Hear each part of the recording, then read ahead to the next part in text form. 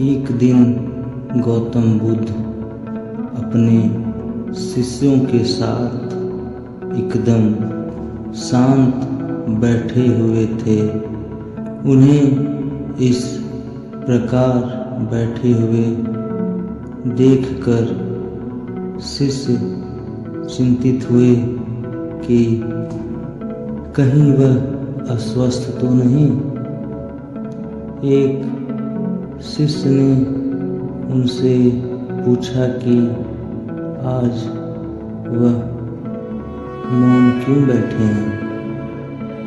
क्या शिष्यों से कोई गलती हो गई है? इसी बीच एक अन्य शिष्य ने पूछा कि क्या वह अस्वस्थ हैं? पर बुद्ध मौन रहे। तभी कुछ दूर खड़ा एक व्यक्ति जोर से चिल्लाया, आज मुझे सभा में बैठने की अनुमति क्यों नहीं दी गई है? बुद्ध आंखें बंद करके ध्यान मग्न हो गए। वह व्यक्ति से फिर से चिल्लाया, मुझे प्रवेश की अनुमति क्यों नहीं मिली? इसी बीच एक उदार शिष्य ने उसका पक्ष लेते हुए कहा कि उसे सभा में आने की अनुमति प्रदान की जाए।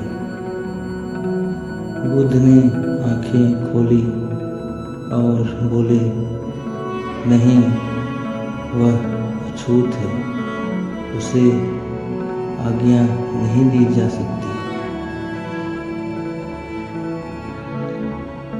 यह सुनकर शिष्यों को बड़ा आश्चर्य हुआ।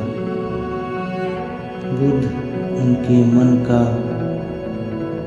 भाव समझ गए और बोले, हाँ, वह अछूत है। इस पर कई शिष्य बोले, हमारे आश्रम में जात पात का कोई भेद ही नहीं, फिर वह अछूत कैसे हो गया? तब बुद्ध ने समझाया,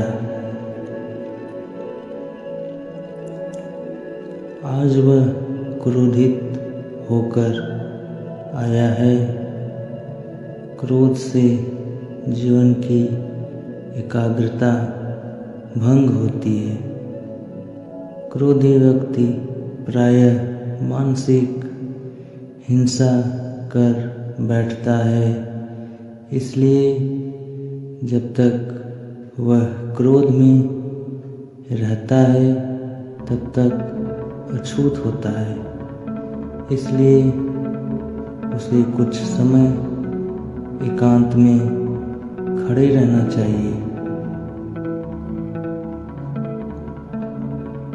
क्रोधी शिष्य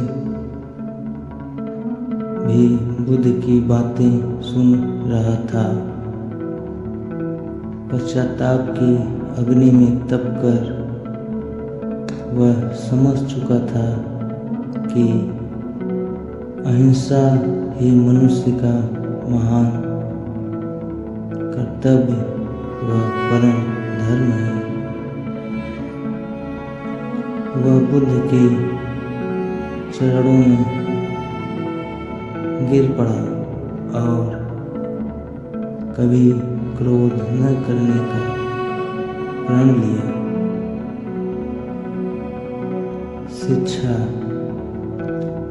आशय यह है कि क्रोध के कारण व्यक्ति अनर्थ कर बैठता है और पश्चाताप उसे बाद में होता है।